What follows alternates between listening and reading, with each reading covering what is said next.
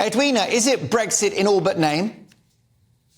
Oh, for goodness sake, Mark. I mean, think of running a business, which you don't.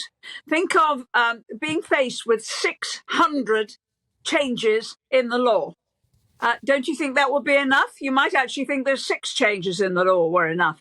I think we have to take account of what the impact is on those who actually run most of the economy, which is private business in this country, and not just have a policy that's just politics.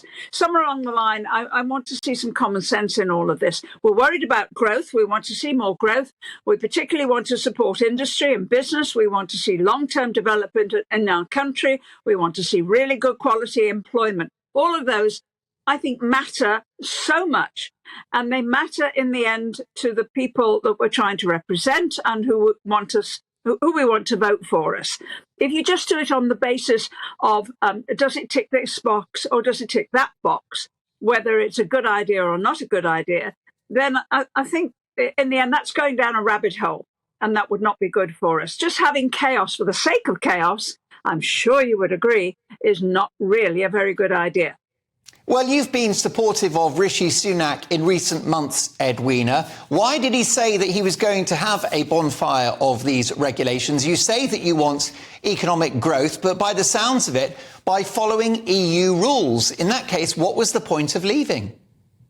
Well, with all due respect, a lot of us actually contributed to EU rules. You know, I got involved, I'm not sure whether you were old enough, but I got involved in doing something on food safety with eggs some years ago. Yes. And we ended up with some of the safest eggs in the world.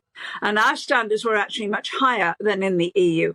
And one of the things that we pushed to do was to try and get the EU to raise a lot of those standards. In other words, it was not just Brussels telling us what to do.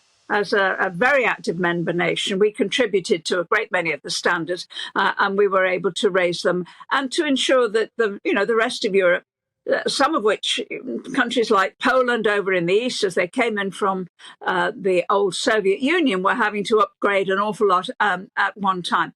And I recall actually during the 1980s, as we developed the single market within the European Union, led by Margaret Thatcher and the Single Market Act of 1986, I remember us having to stay up night after night to vote on all those changes. I think there were something like 235 of them, and they drove us absolutely crazy.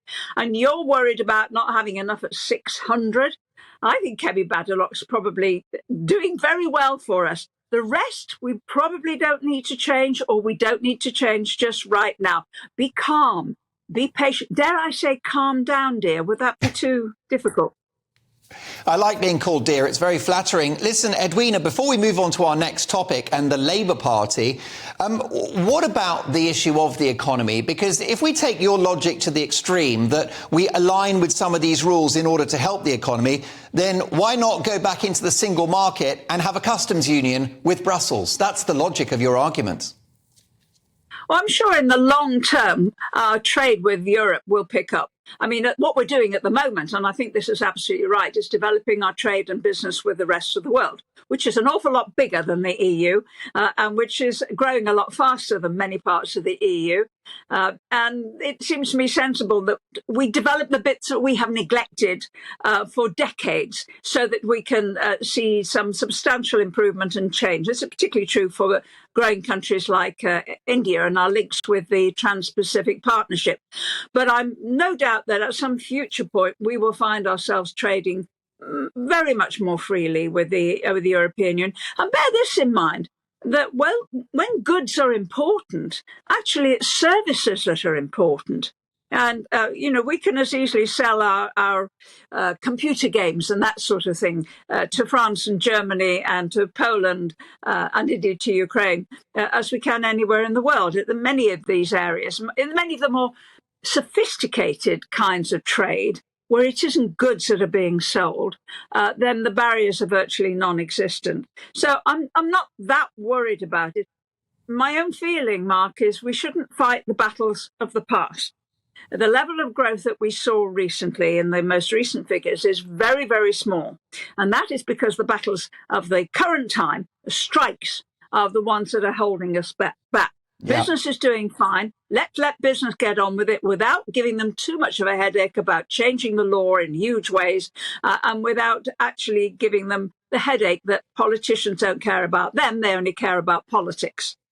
Storm in a teacup, says Edwina Currie. What's your view? Mark at gbnews.uk. Is this a Brexit betrayal? Great to have you with us, Edwina. Let's talk about the Labour Party. They may be our next government. There's talk that Labour will give people the legal right to work from home, despite growing concerns that Britain's low productivity is being made worse by people stuck at home in their pyjamas, baking banana bread and checking their emails. The key line from Labour is make flexible working the default from day one for all workers. Your response?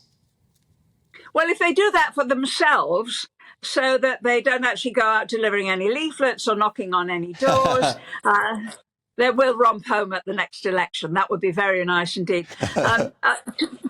I think in many cases, employers have to be aware of the welfare issues that affect their staff, and to make sure that, for example, if somebody's got to go for a hospital appointment, that they're flexible about that. That's not at all the same sort of thing as making flexible working. In other words, that's a euphemism. What they really mean is not coming into the office, not coming into the workplace, not seeing the patients, not actually seeing your colleagues, only coming in on a virtual basis, and perhaps not being well checked for what quality or value of work you are actually managing to do. If they do that, they'll wreck the economy even quicker than they did last time they were in office. So we should be aware of that. Well, that's right. The government's Mel Stride has said this week that they could slash taxes if everyone went back to work. Well, and the thing that what Mel Stride and the government are concerned about is there are still far too many people aged 50 and over who effectively retired during the pandemic. And they're spending their pension funds, and indeed they're going to be really in trouble with that if they continue to do that, given that they're probably going to be, 30, 40, maybe even 50 years retired. So it'd be much better if they get back to work and start paying income tax as quickly as possible. And then we can move to having a really nice budget next year, or the autumn statement next year, which would mean that we'd all pay less tax.